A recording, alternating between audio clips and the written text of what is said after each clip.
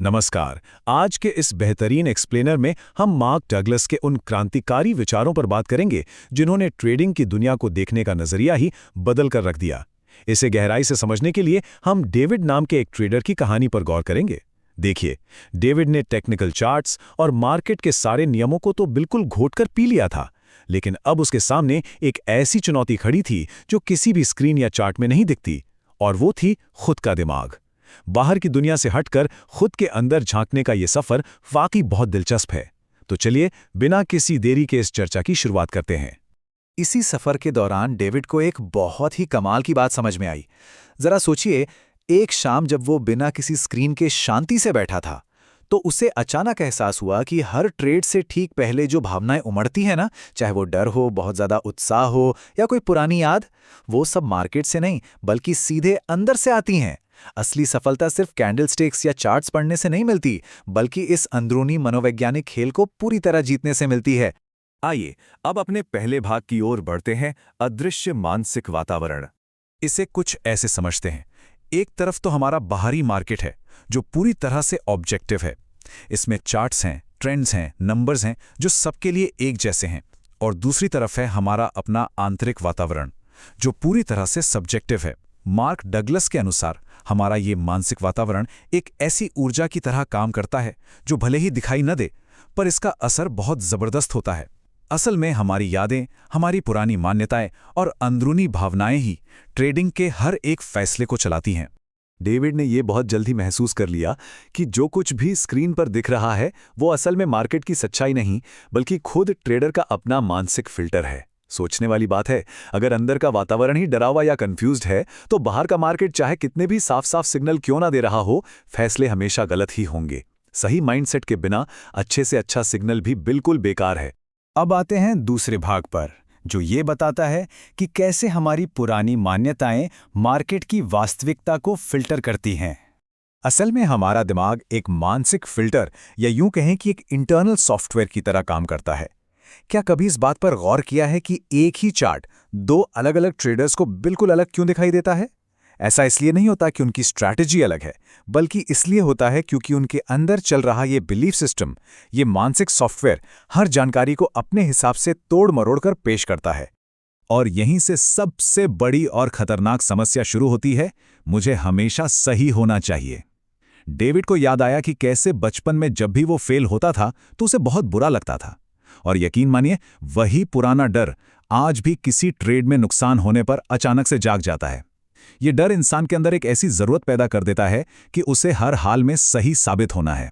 और जब ये जिद हावी हो जाती है ना, तो किसी भी ट्रेडर के लिए अपने नुकसान को स्वीकार करना लगभग नामुमकिन हो जाता है। तो अब सवाल है कि इससे बचें कैसे। इसी के साथ हम तीसरे भाग पर आते हैं, मार्केट के बदलावों के अनुकूल होना। डेविड इस बात को लेकर बहुत झुंझलाहट में था कि जो रणनीति कल एक बढ़िया ट्रेंडिंग मार्केट में एकदम सटीक काम कर रही थी, वो आज साइडवेज या रेंजिंग मार्केट में आकर पूरी तरह फेल हो गई। यहां मार्क डगलस का नियम बिल्कुल शीशे की तरह साफ है। अगर इस गेम में टिके रहना है तो पूरी तरह से फ्लेक्सिबल होना ही पड़ेगा। मार्केट की स्थितियां लगातार बदलती रहती हैं, कभी वो ट्रेंडिंग होती हैं, कभी वॉलेटाइल, तो कभी एकदम शांत। जो ट्रेडर इन बदलती स्थितियों के हिसाब से अपनी उम्मीदों को तुरंत ढाल लेता है, वहीं असल में सर्वाइव करता है। इसका सीधा सा मतलब यह है कि मार्केट को जबरदस्ती अपने हिसाब से चलाने की कोशिश करना एक बहुत बड़ी भूल है। इसके बजाय मार्केट का पार्टनर बनना सीखना होगा। मार्केट आज जो भी मौके दे रहा है, एक समझदार और सुलझा हुआ ट्रेडर उसी के हिसाब से खुद को एडजस्ट कर लेता है, ना कि मार्केट से लड़ता है। अब आगे बढ़ते हैं अपने चौथे भाग की तरफ, लक्ष्य और मानसिक ऊर्जा। जब डेविड का इकलौता लक्ष्य सिर्फ और सिर्फ लगातार प्रॉफिट बनाना और पैसे कमाना था, तो हर बार स्क्रीन के सामने बैठते ही एक अजीब सा दबाव महसूस होता था। इसी दबाव के चलते वो अक्सर ओवर ट्रेडिंग करने लगता था। जाहिर सी बात है, जब फोकस सिर्फ पैसे पर होता है तो अंदर एक दिमागी जंग शुरू हो जाती है। लेकिन जब उसने अपना लक्ष्य बदला और फोकस एक अनुशासित ट्रेडर बनने पर लगाया, तो चीजें पूरी तरह बदल गईं। तब पैसा कमाना कोई संघर्ष नहीं रहा, बल्कि अनुशासन का एक स्वाभाविक परिणाम बन गया। यहाँ ये नंबर बहुत ही ज्यादा महत्वपूर्ण है। 2 से 3 घंटे। डेविड ने एक बहुत ही चौंकाने वाली बात नोटिस की।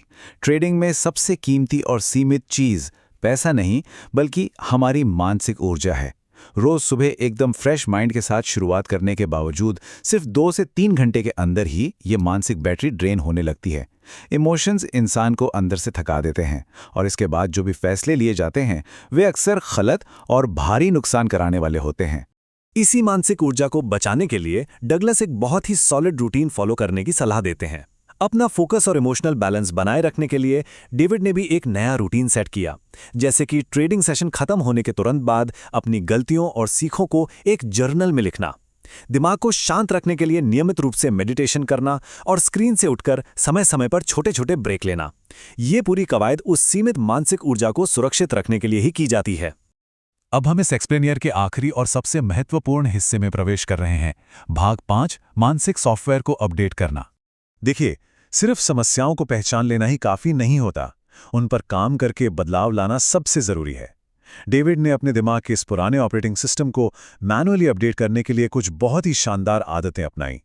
हर सुबह वो विजुअलाइजेशन की प्रैक्टिस करता था कि वो बिल्कुल शांत है और बिना किसी घबराहट के अपने रूल्स फॉलो कर रहा है। उसने नुकसान को एक हार या विफलता की तरह देखना बंद कर दिया और उसे महज एक सीखने के मौके के तौर पर अपना लिया।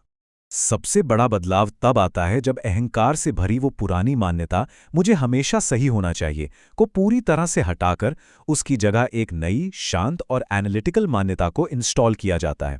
और वो नई मान्यता है, मैं सिर्फ संभावनाओं यानी प्रोबेबिलिटीज पर खेल रहा हूं। ये बात गहराई से स्वीकार कर लेना कि दुनिया का कोई भी इंसान हर बार सही नहीं हो सकता, भावनाओं पर एक गजब का कंट्रोल देता है।